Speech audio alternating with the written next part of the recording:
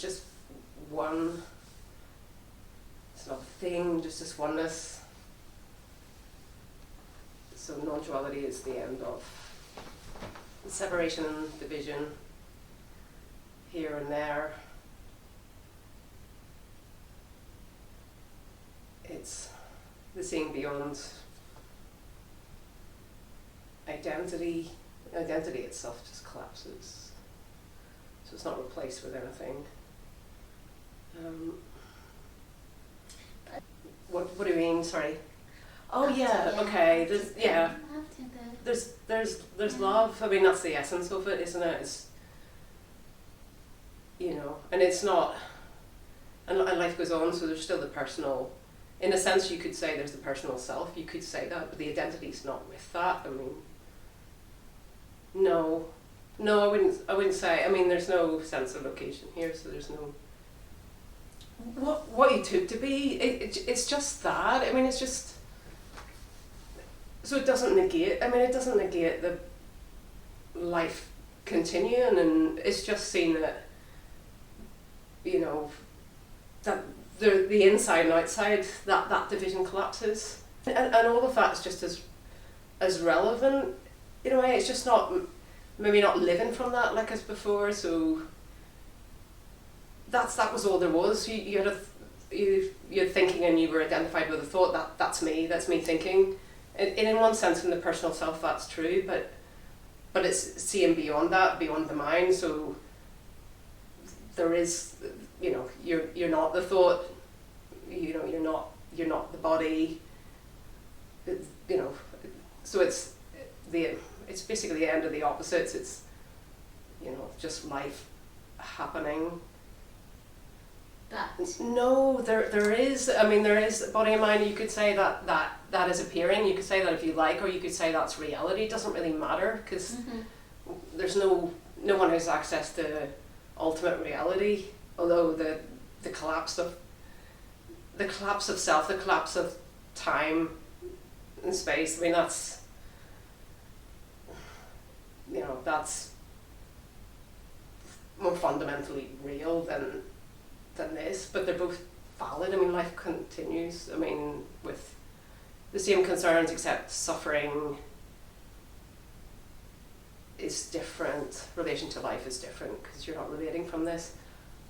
But the thing is, like, if I suppose when people say there's no personal self at all, like people talk about the character or the parent self, it makes people crazy. Okay, so there's something that is there is a non-dual identity, and I think people who are awake and people who are not awake, well, it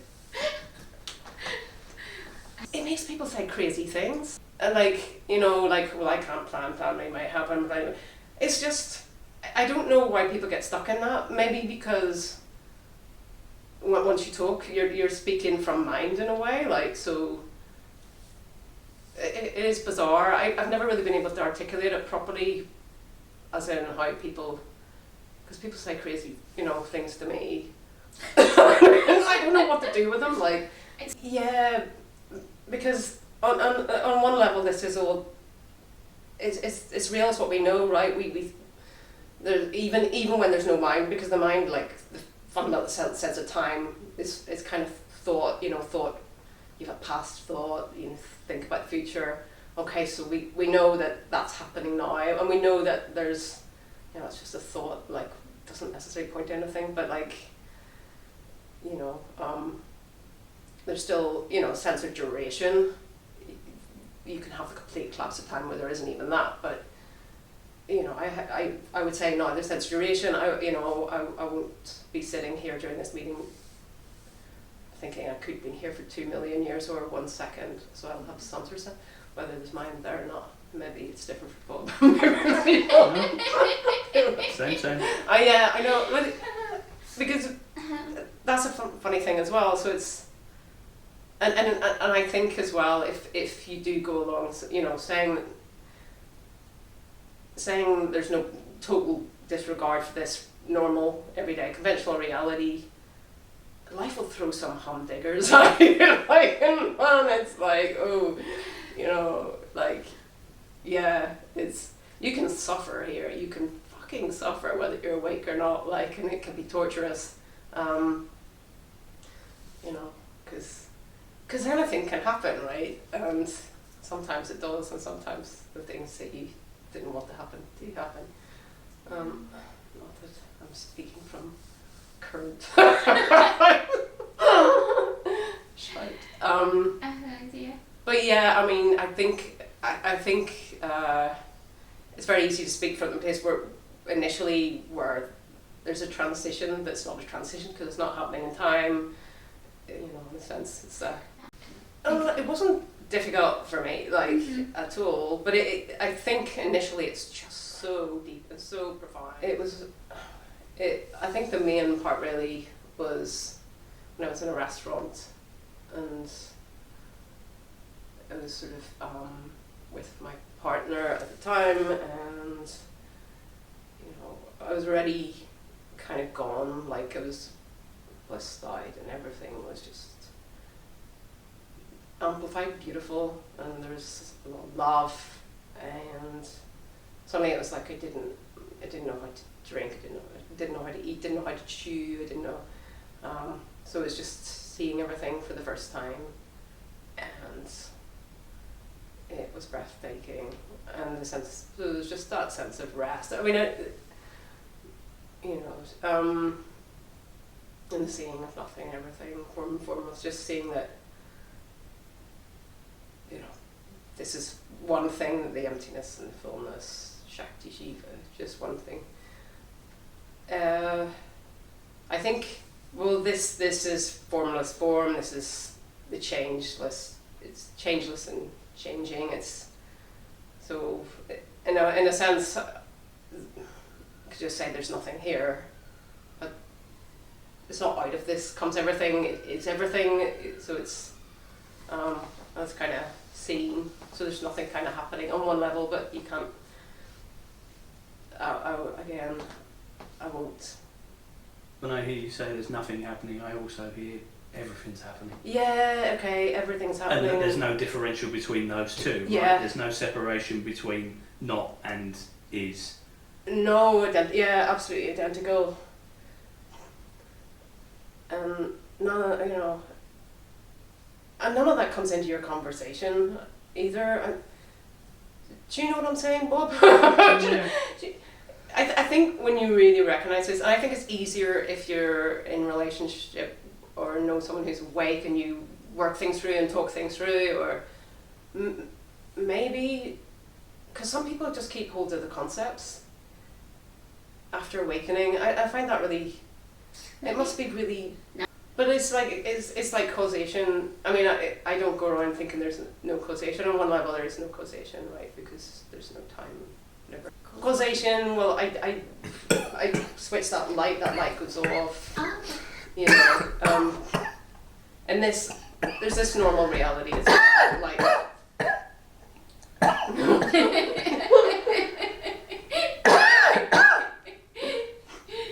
can you smell it here?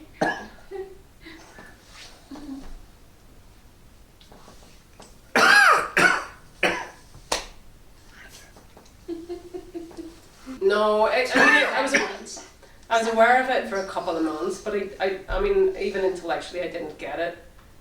So it was kind of, it was just, yeah, waking up one morning and, you know, seeing everything clearly for the first time, looking in the mirror, seeing my face like a child's face.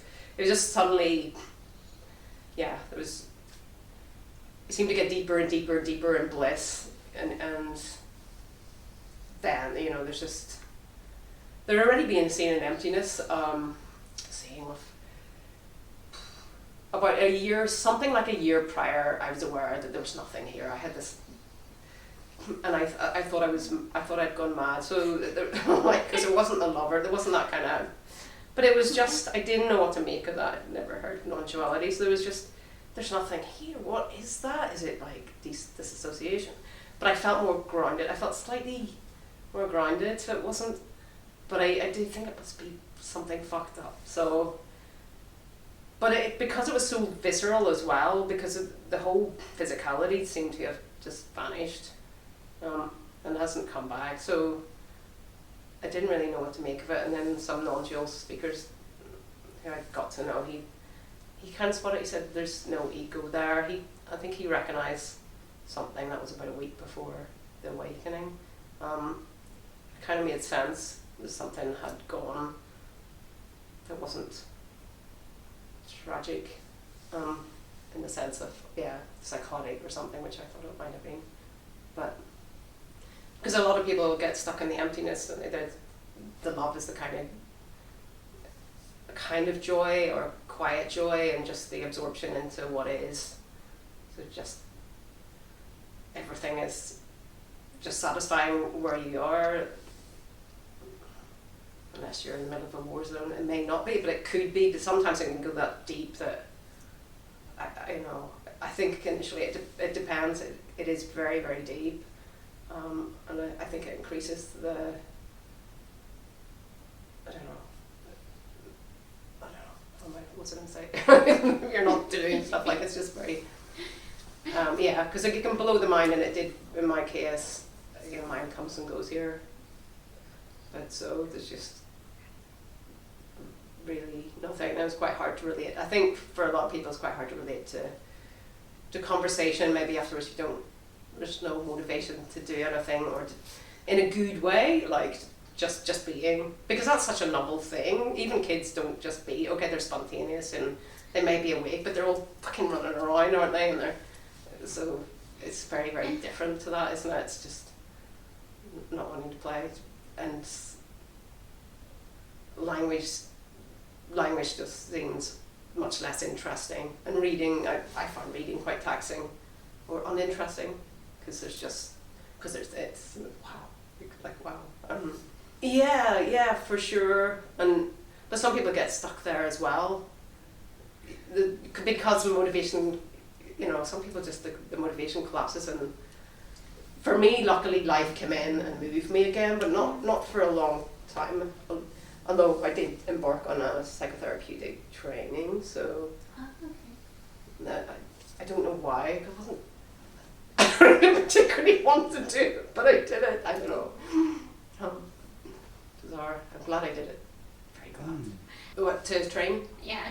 CCP, it's called Centre of Counselling and Psychotherapy Education. Yeah. Paddington. It's transpersonal. You say you don't know why, but can you maybe? Oh yeah, no, I can. Yeah, I have given reasons before. Okay, slightly practical. I thought I could handle it, because I'm not very good at practical. Because it's just you've got you're kind of it's 1 hour here, 1 hour I've always been interested in psychology.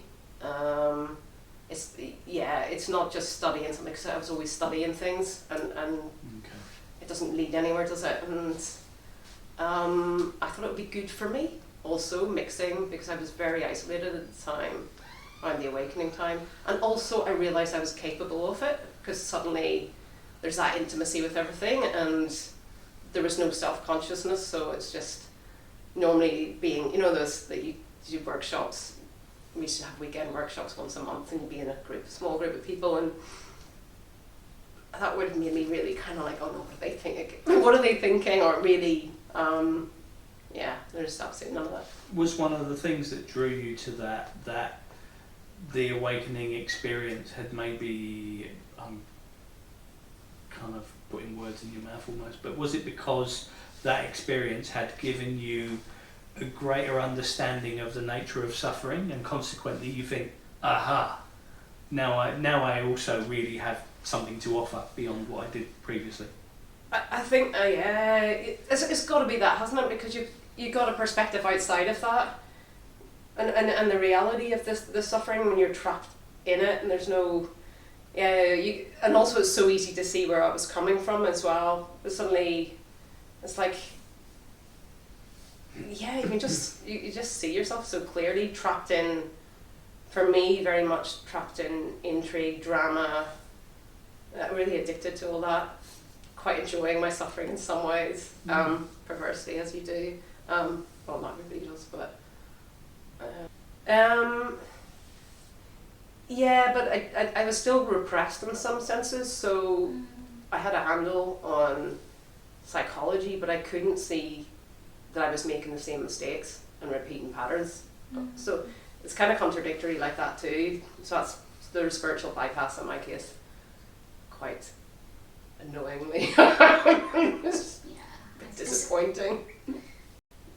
Yeah, which all seems obvious because you know it and you don't know it, I guess, when it's but since you're also doing a training, by the way, like, and you're also awake. I don't know that word. I know, but what drew you to train as a psychotherapist?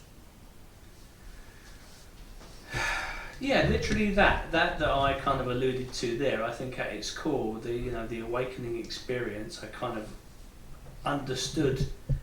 It felt like completely the nature of my suffering and the root of it. You know, there's the surface level behaviours but at its heart, at its root, I kind of like, okay, I get what my fucking problem was for all of my life. And I also, I don't know, I felt that at that time that when I looked at other people suffering, when you kind of went below the surface, that everything ended up at the same point, and that actually that which was the root of my suffering is probably going to be the root of every human being suffering on the planet. Oh, you mean like the lack, like coming back to the fundamental... the wound around love. Yeah, you know, okay. The wound the okay. existential wound that is the separation from unconditional love is the language I'm going to put on it today. Oh, okay. Yeah. I like the way you're putting it today. Yeah. That's quite good. Really. That was how it felt to me, that at the point where I forgot that I was love itself, at the point where my life experience wasn't unconditional love, that actually I could lose love, and I began to chase love, and I lacked love, and I lacked all sorts, and that lack was at the heart of everything that was wrong with the world, or me in the world. It was the sense that I was chasing something that actually was the very most fundamental part of me. Yeah, maybe some people are more in touch with the existential, issues beforehand. Like for me, it was like, I had no idea about non-duality, but just that, like, there's got to be more to life than this. How can people wake up every day and go through this? It doesn't make any sense. And if there's no God, like, which I didn't believe there was, like, it's just like, this is wrong. You shouldn't bring life into the world. Like, it was just, I'm not a political person, so I didn't give a fuck about that. But yeah, it just felt so off. And I remember having like a job years ago, sort of reception. So there was like a calendar on the wall, and every week, because there's 4 of us in an office, and we were all the same kind of age, and I'd mark off how many weeks we all had to live every month, be like, so, and I was really disappointed, because then I went for existential therapy, because I just couldn't, how can this be livable? Like, I just couldn't see it, like, but I think depression brings you closer to that as well. I don't know if you got depression. I got a lot. Every year I'd get my sort of depression, and and then all those questions go. It just, all of them just, it's you realise they're born of suffering and nothing more, in a sense. And not to say I don't have questions. I do have questions about other things now, but not that core kind of, what is this? There must be a God, or there, I might be curious about what's different dimensions of, but it's not there must be something else, because Did your depression still come every year? Yeah. Same pain? Yeah. So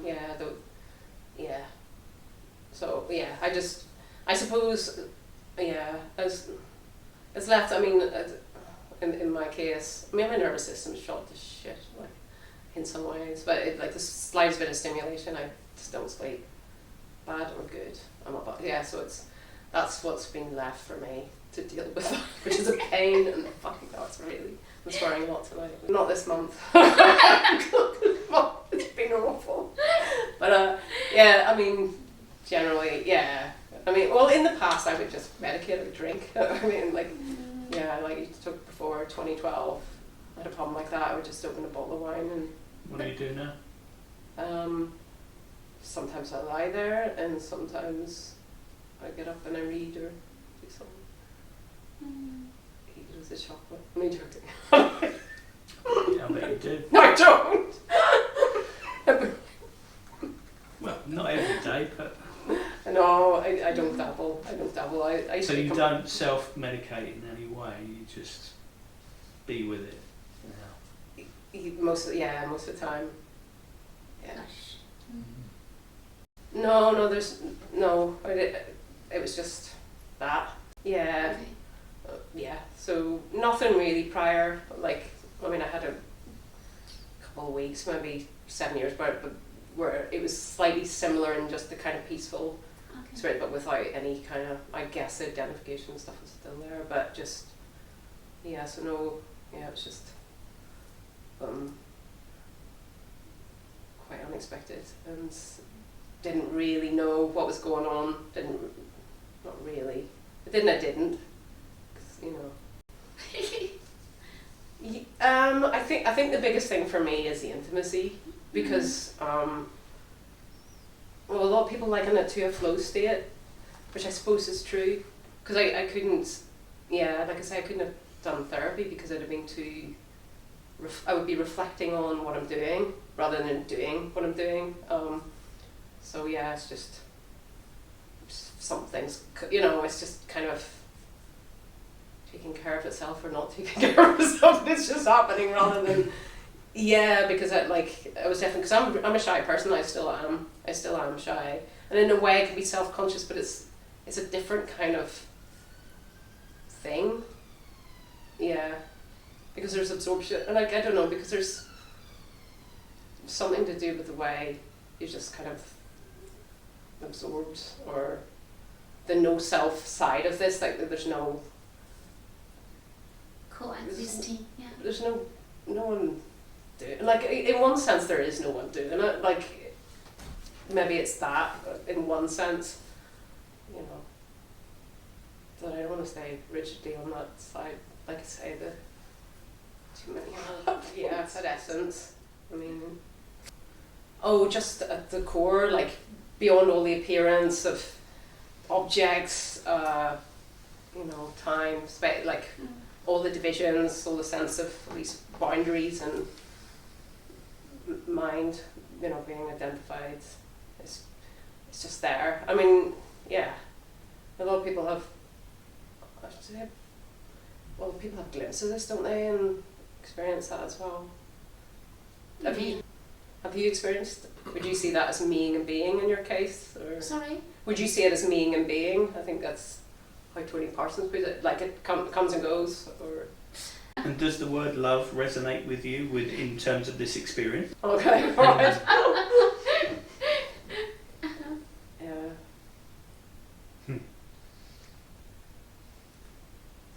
Yeah, I don't think. Yeah, I mean, I can relate to what you're saying. Was that how it happened with you? Was it? Yeah, I mean, my experience, because you know, where do we? I have to say that, you know, in the awakening process, the reveal that love was at the heart of it, that love was both the problem and the solution, was entirely unexpected for me at that point. So that's where it's not a feeling, isn't it? And it includes everything. Yeah. God is love. When did it start for you? A little bit what? Did you know what was happening? How did you know, and where did that knowing come from? Oh, sorry. How did you know, and where did that knowing come from? How did you know to recognise it? How long did it go on for? Wow. Okay, so Yeah. really long. Yeah. But in what sense? I mean, because you can, a noisy neighbour can drive you up the wall. I've been moody with a noisy neighbour, but the identification isn't there. I think, yeah. I don't think initially, yeah, suffering. I don't know that there was any suffering initially here at all. Like, Yeah, maybe it changes, shifts and changes as well, because like Yeah. fear, I mean some people talk about no fear and then I can have fear, but then some things that would normally frighten me wouldn't frighten me. It's unpredictable, I think. Do you not think so? Like, well, maybe you don't have any trauma. Yeah, I don't, because I don't think it's universal, the no fear. I mean, but I've heard it. Yeah. I don't think that one's a given. I'm trying to think Yeah. of fear, like, you know, I don't know, we don't meet fear. I'm trying to think of my last fearful experience.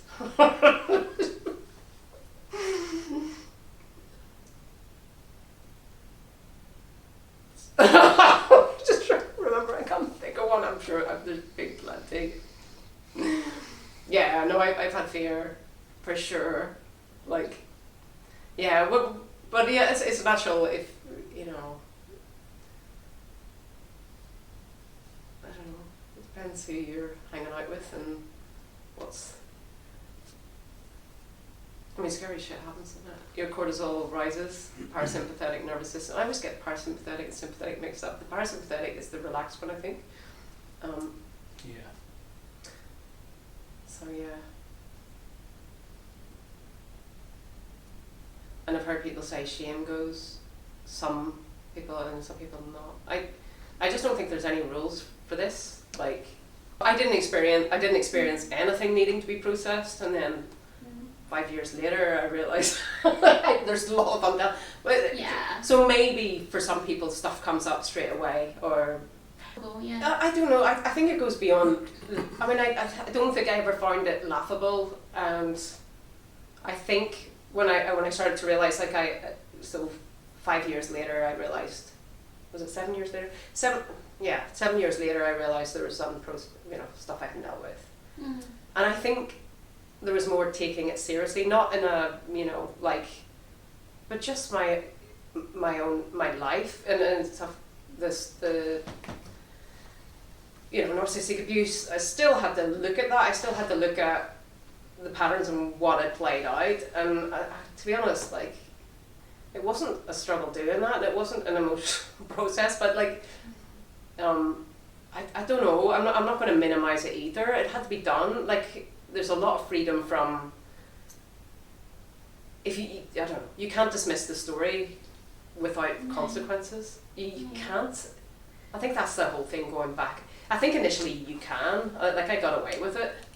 If you've got no mind and you're really blissed out, which I was for a few years, then you can't. It's not like I couldn't take anything seriously. There wasn't anything, and then you realise, okay, so the reason I'm doing this now and stuck in a situation that sucks is because I haven't looked at the story. That was my realisation. So there was a taking myself seriously, but not in the sense of people would give me grief about in non-dual circles, but because I think most people minimise in these circles. So it's not neutral. It's not like, fuck, this is your life, this is all you've got. Like, what? There is no other life. I mean, you can say there's life happening, but it's playing out. Your identity isn't with this, but man, like, you may not be living through that in the same way, or going through your past all the time, but it's fucking interesting too. Like, I don't know, Bob, how do you just fucking hard. I think there's a tendency to minimize more than anything, though. Like, like the sort of ha, it's all a story. I just don't feel that at all. How about you, Bob? I agree with that. Yeah. I think, you can see the story for what it is. It's a story, but Yeah. it's still you have to deal with what lives in the body. Yeah, no, I get that. Yeah. Yeah. So it's okay to recognise a story as a story, but then you have to do the work. Yeah. Now absolutely. you have to tend to the wounded. Yeah, no, yeah, that's totally it. And you may not be able to do anything with that as well. Sometimes, some cases as well. Some scars. But you may be tempted to not. Yeah, it's upon easier not to. deactivation of the story. I can see that it is tempting to just go, there we are, peace again. Yeah, in a not, sense is it it? does feel like a choice. Like Mm. it presents itself kind of. To be honest, if anyone had tried to tell me that I had stuff to deal with, I don't think I'd have listened to that at all. Mm. I think I probably would have been a bit smug, to be honest. Just like, well, you know, I don't have any problems. Like, I just kept away from people that would tell me that. okay.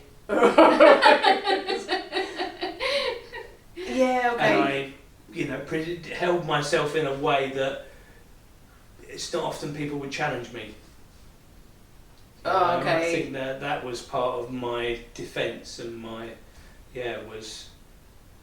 people wouldn't go, oh yeah, Ah, you weren't okay. You should look at your shit.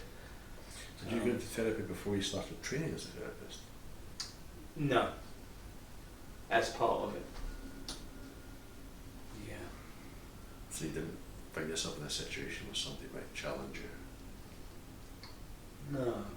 Not since awakening, no. I mean, I lived in a place where there was, there's lots of healers around and people were supposedly conscious on varying levels. So I lived in an environment where you'd hope so. Yeah, maybe some people did along the way. You said that... And then I would kind of shuffle them out the side door sometimes. Yeah, you said you kind of kept away from people who might kind of say to you, you might have a problem. Bob. Yeah, maybe. Yeah. Did you think you had? I was aware that my work was incomplete.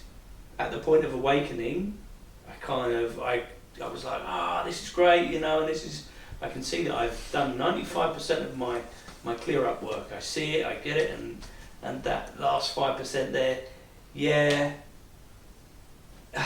in a minute, I'm just going to surf this wave of ecstasy for 5 years or so. Yeah, that's very nice. Yeah, it's far too tempting to go, hey man, surf's up, I'm going to ride this wave. Is it circumstances? Because for me, circumstances allowed me to do what you're saying, ride the wave. Like, so there was no impediment really. Mm. Whereas when you're dealing with a situation that's really horrible and you realise that your psychology, your undealt with stuff has put you there, I mean, you fucking want to look at that, like, because there's a consequence to not. I mean, I think that was more the situation with me. It's just seeing it and realising, fuck, this is spiritual bypass. This is what it looks like. It's all right if you can sit in a bench for the rest of your life. Then there isn't any, but it doesn't need initially. I don't think it needs a point. That is the point. And then after a while, I think, everybody's got a time limit on that, don't they? Some people maybe not, but it's Whilst like I was sitting on that bench, I'm sitting there going, I'm sitting here and I'm resonating for all the world. All the world is benefiting from my resonance. nothing grandiose. Yeah. Don't anybody come and try and get me to move because I'm serving the world, sitting right here. Fuck off. Very smugly. Yeah. And there was some truth in it. Yes. Okay. There was some truth in Did it. people come and I sit in your thought about getting people to sponsor me, to pay for to facilitate me financially so that I didn't have to go back. That's the story of the Rainmaker. Yeah. You know the story of the Rainmaker? The Rainmaker, I don't know it. Yeah. It's in the... it's like Carl Jung writes about it in the preface to the I Ching. Right. Wilhelm, yeah. It's the story of the village. Oh, I think I do know That's it. had no rain. It's no rain for, I don't know, 3 seasons. So they decide they need to call the Rainmaker. So the Rainmaker, they call the Rainmaker, he comes from a faraway province and comes into the village and he sniffs the air in the village and he says, right, I'm going to come into that hut over there for 3 days, just bring me a bowl of rice. So he's into the hut for 3 days. After 3 days the rain comes. So he leaves, he's done his job, and somebody goes, hang on a minute, what did you do? And he said, I sniffed the air, I realised what was wrong with this place, I became infected, I went in and I got myself right. So I got myself back in balance, and when I get myself back in balance, there's the larger effect, which is this place comes back in balance. That's what you're talking about. Yeah. It's like attunement, you know, a tuning fork. So that's tuned to the perfect pitch for that, whether it's a C or a D or an E, whatever it is. So you loosen or tighten the string till it resonates at the same frequency. Right. And then it's attuned, it's in tune. So the people you're talking about vibrate with a certain frequency at a certain frequency. I think the opposite is true also. So you get the noisy neighbour in the peaceful environment. Drive you mad. One of them starts hitting the bottle, the neighbours, the other one. So they're walking up and down and they're disturbing someone else and they're disturbed, so they're eating chocolate and everybody's in disarray and relationships are all splitting up. And Well, the question arises, what is it you need to deal with? the noisy neighbour. Okay, so there you go. So how do you go about that? Is that what I'm with? Is it the noisy neighbour you have to deal with? Yes, it is. Or is it the effect that the noisy neighbour has on you that you have to deal with? You know, you're not in control of the effect either. I don't Yeah. know, like. You know, So if you move to a different house and you have another noisy neighbour, that's bad luck. you start That's to see just a problem. really, really bad luck. How long were you into Buddhism for? Are you spending a lot of time watching YouTube videos and stuff in between times? You know, non-duality. It's gone for you? There's no interest in that at all? Okay, so the seeking's still there, but the interest in this is supposed to be the hallmark of waking up, isn't it? Is there a radical difference between, you know, when the shift happens, when it's not? When do you feel constricted, or like, do you feel different? Sort of. Because I would go on the constriction as well, like, because there's no, I guess, no matter, like, if something's annoying, you know, there's no sense of, it's not like the sense of identity comes back with that. There isn't. All is okay. It's just trying to make that clear, because you said the seeking's gone. It's quite interesting. And Yeah. I was just worried in case you sort of thought, well, you know, there shouldn't. But I mean, I know just from reading about it, the glimpses are more intense. I mean, because I've never had glimpses, so but they are supposed to be a lot more energetic as well.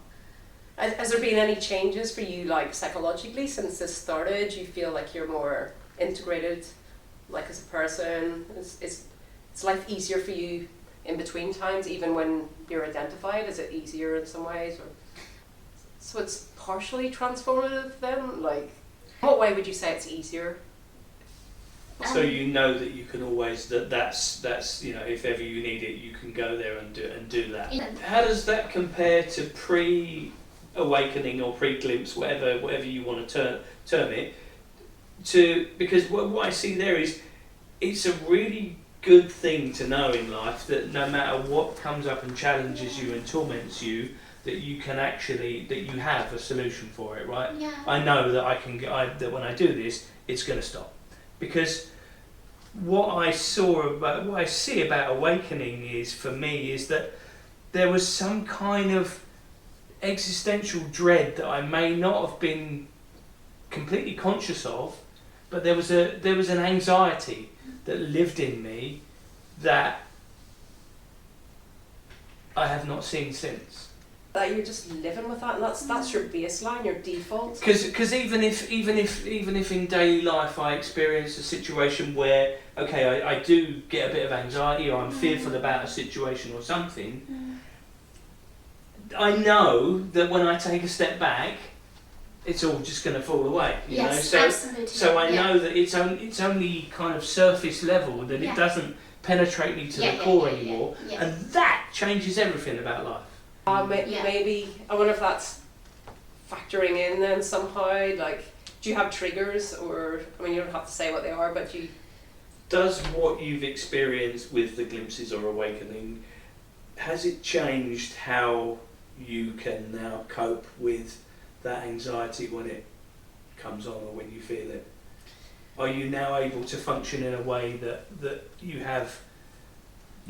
better able to deal with it, or meet it, or transform it, or reframe it? So. yeah, and that's neither here nor there with the awakening. I mean, it's just not, you know, you can still have stress, can't you? Well, you're unusual. For you. If the seeking's kind of gone, Yeah. because most people remain hooked, don't they? They remain hooked on Right. non-duality. So yeah, well, it sounds like you're awake. That like it's just funny you're talking like someone who's kind of, because it's not. I mean, it's not. Yeah, I mean, I often get pulled up in that one. Integration. It's just even putting something else in the title to allow anything in. It's that really. It's I mean, bold in this world, isn't it? Yeah. I love that you did that. It's the reason I'm here. Oh no, cool. It's nice you saying that, because it's just, because otherwise there's no permission and people start to suppress stuff. I've done it myself. You push it down, and there's that thing as well with the person at the front. People try to fit their experience in conformity with the one who's, you know, particularly if it's a big speaker. You know, I've got it wrong, or you know, maybe, you know, all the doubts, because it's the mind that's hearing it, isn't it? Like if you're, you know, you can be awake and think you're not because of what's, it's, yeah.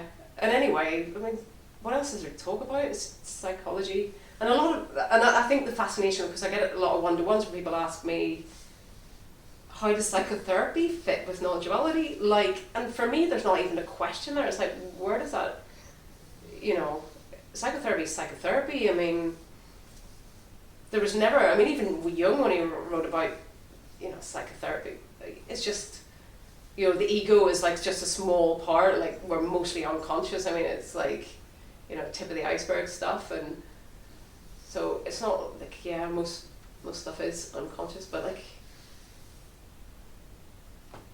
there is no problem. They're different things in one thing, but like they're different things. We use language to extricate ourselves from things, don't we? We use language for everything to. And if you can't see the connection between non-duality and psychotherapy, take your fucking head out of the sand, man. Oh yeah, You know what I okay, mean? yeah. Take the blinkers off. Yeah. But also, like, you may have problems afterwards as well, too. And you know, What? like after the shift, you may have problems you need to talk through, and there's an inhibition against that for a lot of people. I think I had a fear when I was doing therapy afterwards that it might draw me back into identification or something, which it didn't. But just that, you know, because I associated therapy with going away and cogitating a lot. And well, I know everybody says that, but there's also subtle things as well. I mean, I feel like those things that, you know, that rule out all the different shades, because like say you're around a narcissist and they're in a bad mood, you know, and you feel a bit of fear. You know, the fear is like you want to make them peaceful so your life's better. Like, so it's not fear. I don't think it's related to fear of death. It's like fear of, oh, fucking the next 3 days I'm going to have to listen to it's like what you did wrong, what's wrong with you. And you tell a narcissist off, it's like throwing, you know, petrol on the flames. Like it's not. They've got to wait for 2 weeks. Or you could leave. If That's you the can other leave, thing, if you've right? got somewhere to go, you Yeah. may not have somewhere to go, in which case. In reality, you probably have got somewhere to go. You're just. I've been in situations where I haven't got anywhere to go. And grey rock is the technique that's kind of given for like dealing with narcissists, which is, you know, be very, very neutral about everything, talk about the weather, you know, don't react, because it's impersonal, it's not about you, because they never mean what they say, it's just a game, they want to create an effect. They want to create anger in you because you're the bad person then, or they want to create fear in you so they're the big person. It's all effects. So they don't have a self. Yeah, that's right. It's like a ghost. Yeah. There's nothing You there. know, It's just different masks, different. yeah. Yeah, and yeah, you can tell like that. They just create characters. So yeah, in a sense, it's yeah, absolutely, because we reward it, don't we? It's really tragic. In a way. I quite like Anita Marjani was good at that, at least, because she's had. Do you know Anita Marjani? Or she big. She had a really famous for her near-death experience, which was really interesting. She was written off as dying in her last few hours when she had this near-death experience and came back and knew she was going to be all right. Cancer disappeared in like a week, something really dramatic. But she was awakened as well, but she never talked about the awakening. She always talked about like empaths, I suppose. People who feel, they're not just sensitive, but they feel the emotions of other people, so they're extremely empathic. She's been given a bad name more recently, but I quite like the way she was. The title of her last book was like "Sensitive is the New Strong," but you know, I'm not a big fan of her, you know, I don't read her books, but I like that idea, like, because society does reward this, the narcissist, like, it's kind of sad in a way, because that's why I think that's why we're in shit more than the fact that, you know, people aren't awake, really. Because it's only a small percent, but they fuck so many lives, like, it's just crazy, but anyway. Yeah. But such is life. No, like, only if it's a personality disorder do they suffer, because if they're on the scale, so if they've got a narcissistic style, Yeah. there's not really suffering, it's other people who suffer. Yeah, well, I mean, a lot of people experience, I think after a near-death experience, people become empaths. It seems to go with the territory, but it's got this bad press of being associated with, I think, borderline personality disorder. And so yeah, and also it's bandied about a lot. It's one of those overused terms, I think. But there is some substance to it, because true empaths are really different species. They're really lovely people. They're really, really caring. Like, and I'd say I'm more sensitive. I do feel the emotions of other people, particularly in therapy. I feel I don't know. I never take for granted that there definitely happen those feelings, but it's like. So I don't know if you experience that. Do you experience that with clients, particularly sadness? I can feel. I'm finding my way with that. I'm in my early days of being with clients, and that's evolving. Oh, okay. I find. Yeah. It's interesting. I quite like it because I feel. I recognise it, and I say I'm feeling anger or sadness, but actually I'm not angry. I'm feeling their anger or sadness. Yeah, so I can recognise it, but I don't know. I see it. I think that's where empaths are potentially at a disadvantage as well. Or those that are really empathic is if they experience the feeling themselves, that can potentially get in the way of them actually being most useful. Well, I think they can switch it off. Yeah. Maybe there's that. I might be wrong, but it sounds really difficult at times. Yeah, there's a downside to it, sure. Being in. You can also practice that though when you're on the tube. It doesn't have to be in a room with a client. You can practice when you're in the tube and you're walking in the street, when you're in the shop, wherever. Yeah. Andy, you're an empath, aren't you? I don't know. The thing is, it wouldn't occur to me. In between sitting in a therapy room, so it wouldn't occur to me to do that. I'm just here in the world, and I'm sort of unmoved by it mostly, which is a quality as well to take into a therapy room in a way. Do you drive? Yeah. So road rage is an interesting one. Yeah. You can practice it there. Yeah, I don't. It's not practice it. It's just. Yeah, I don't get angry though. No, you might not, but. That's not road rage. It's like. I might make a sarky comment about someone, but it's not It's not accompanied with the energy that maybe it was previous at a point in my life. How do you get the angry words without the angry feelings? I can see. I can see that someone's, if someone's taken a liberty or so, and I'll say something. Which so here we are. My partner is a hell of an empath, and she sits in the passenger seat, and I can make the comment, and I'm experiencing nothing in the terms of feeling. I'm recognising what he's doing, and I'm calling him a cunt, but that's about it. I'm not shouting it out. I'm not bibbing the horn. I'm not experiencing I resonate but with she that sits there, and she's uncomfortable about that whole exchange. Yeah, no, that's fascinating. Sometimes I feel it, the noisy neighbour, but I get it. I've been so many times like that where I will talk as if I'm not, I'm just totally dispassionate actually. Yeah. But there's not a blip on my screen at all. Yeah. On my heart monitor, it's not changed at all. Yeah. It's funny. And that makes me feel better. I can do what seems like the relevant response to what's happening in front of me. But inside, all is calm. So what I'd say about that is, you're only getting part of the experience. It's like you're reading the title of the cover of the book, but you're not reading the book. Yeah. Yeah, I'd say it's something like that, yeah. And it's not a criticism, Mm. it's just that stick with it. Do you think it's dissociated, or do you think it's post-awakening? Because I don't know. I think I was never an angry person. Like, I've always been quite detached. Yeah, I was never an angry person, but but I could still have an outburst. Yeah. Potentially, previously, but never. I think you've got to be, Okay. just watch you saying I was never an angry person. It's not about that. It's Mm. about being able to access anger in an appropriate way. Yeah. Yeah, it's about using anger or sadness or love or joy or whatever it may be in an appropriate way. Mm. So you wouldn't like say, oh, they're a really happy person. They may be happy most of the time, or yeah, they may be angry, but they're angry because something's out of balance.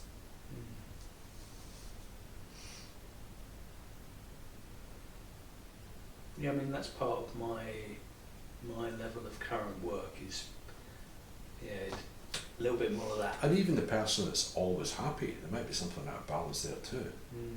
You know.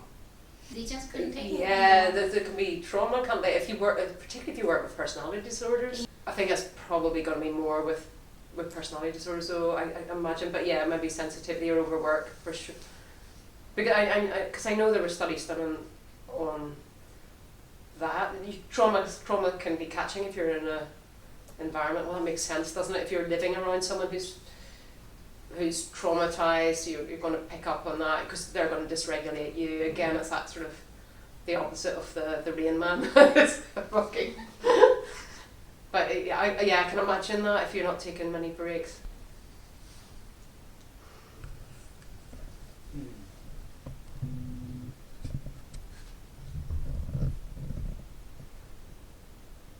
I had an experience in the last couple of weeks where I don't watch the news.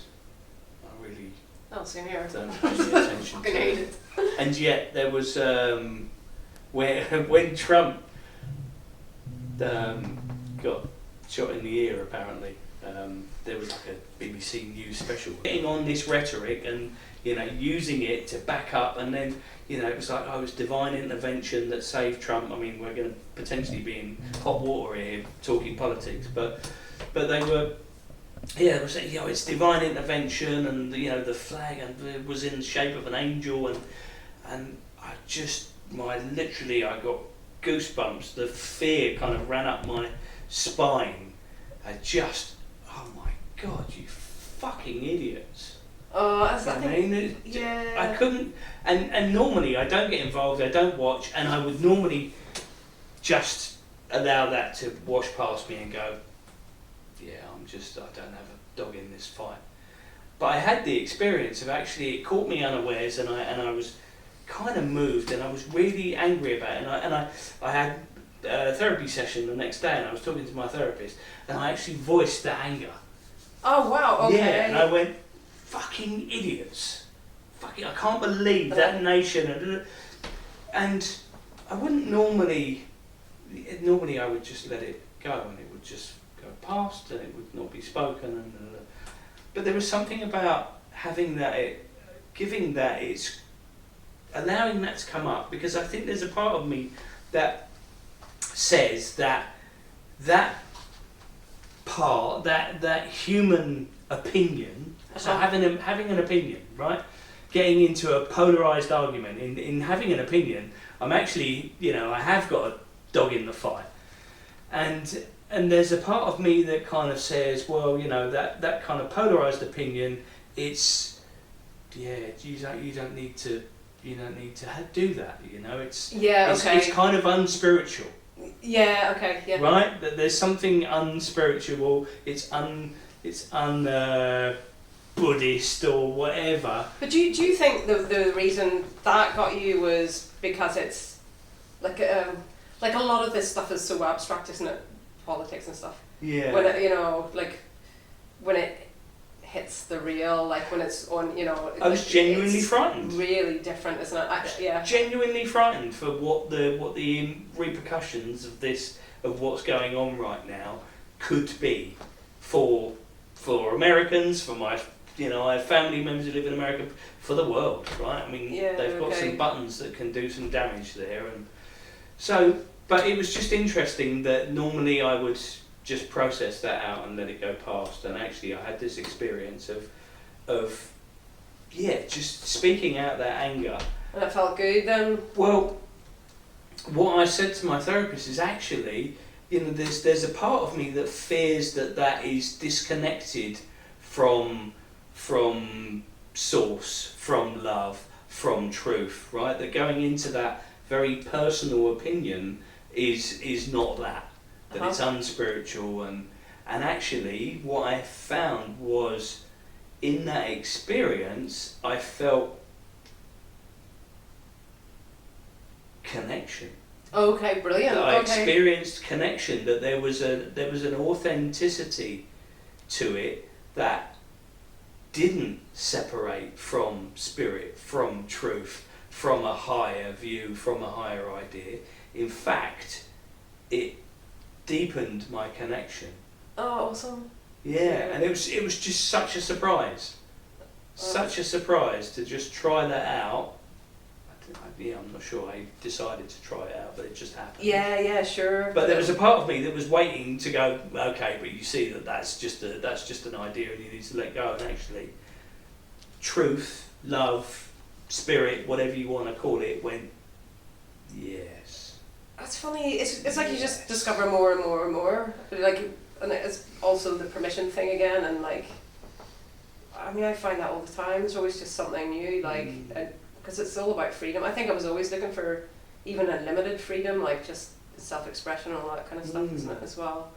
Because that's important too, isn't it? Just being who you are. Yeah, and I think that was the message, that it said your human is absolutely vital. That's it, man. You don't let go of that. Don't dilute that, or don't wish that away, or minimize it, or censor it, or minimize it. Yeah, it's all you got, man. Like, I mean, in a sense, like, Yeah, you kind of dim the flame of that aliveness at your peril. Yeah, and that has knock-on effects.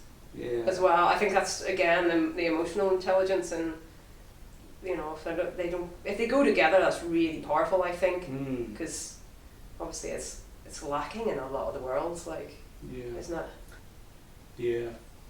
Well, I think, and my route to happiness is to just go, I'm not even fucking here. You know what I mean? That's how that's the happiness that I have in the bank, the peace that I know is mine and no one can take it from me, is to just transcend it all and just disconnect. But I think because you could be a narcissist and be awake and you'll still be following that principle. I would disagree with you there, but we can talk about that if you like, but it's personality. It's impossible if it's NPD, so it's a narcissistic personality disorder. If it's any of the cluster Bs, if it's a personality disorder, it cannot be changed. But if it's a narcissistic style, it can be tweaked. And I have my doubts around that too. But because ultimately, there is no other for them, but the other person's an extension of them. They're not a person in their own right, and it sounds very similar to non-duality in some ways. There's no self. To be honest, I think it would be dangerous to have your point of view, because people would naively think that because someone's awake that they couldn't be dangerous. They sort of think of Satan, and the Bible. Like you though, that's your experience. Yeah. I don't know that it's everyone's. I really doubt that. But universalize. I think you see it that way. I see it this way but I would say then the negative side is that at your peril, because you could go to a speaker. You could think that they're okay, and they're fucking not. You could love everyone and still be a shit if you're repressed, and you wouldn't even know you're doing it. Like if you're an enabler, like I was, the people. It wasn't just like you're talking about the Nazis. It wasn't just the people in power. There were people falling in to help those in power because they weren't in touch with themselves. They weren't in touch with their feelings. That's what we do. there's loads of people who are really fucking innocent. They get involved in cults. They give all their energy, all their love to someone who's sucking them dry. What was your point about that? Sorry, I just didn't get. Was he manifesting love in that? Is that what you're saying? Sorry, I'm not quite sure your point about the young thing, because I find that interesting. Are you speaking from experience?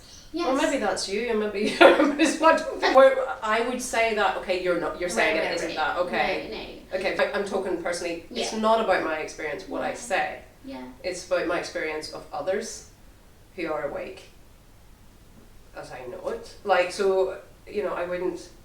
And also people we hear of. I don't think that every guru who's unmasked, or every non-duality speaker, anyone who's unmasked for violence, it doesn't necessarily mean that they weren't awake. But I might be wrong too. Maybe you're right, and maybe I'm wrong. Coexist. I mean, I don't see. Technically, I can't see. And I can imagine you can love everybody and everything, go home and beat your wife or your kid. If the way you're speaking is everybody was believing that, I think there'd be a lot of violence hidden. But I'm just saying that's what I think, and I do understand your point. I think I do. You're terming awake, Yes. which I think you're awake all the time. But I think what you're speaking of is a state of blissful resonance, maybe. Yeah. Right? So yeah. you're. But Yeah. yeah, it's interesting. It's interesting. Like, I feel like I have strong feelings about the last. But it's funny, isn't it? Because it's like. It's quite fiery night tonight. Yeah, It's good, isn't it? I don't really reserve the word truth for this, because I just sort of think something is true, it's true that this is red, or, something like. Did I use the word truth earlier? I think in trying to explain, maybe I used it, but I think Ken Wilber's when you said truth, I was like, oh no, let's not go there.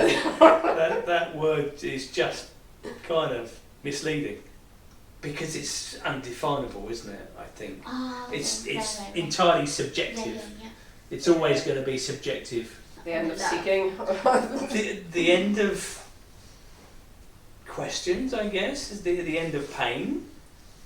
Yeah, well, I suppose most of it's the end of suffering, isn't it? Suffering is. And that's why, again, that's why I feel like I would deem you, not that I get to do it, but I would deem you to be awake at all times, because as you said, the seeking stopped, right? The question stopped. It's like going to watch a movie, and as soon as the opening credits come, you know who did it, right? There's no suspense anymore.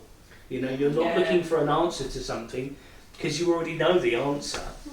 What comes and goes is that state of resonance, blissful resonance of connection. When I look at my experience, it began with this huge explosion of this blissful resonance that lasted for 5 years. Ecstasy, and it's kind of tapered off over time. And I would describe my state now as, I think, we spoke earlier about people kind of holding on to the concepts. Yeah. All the conceptual knowledge and conceptual stuff is still there. It's still there.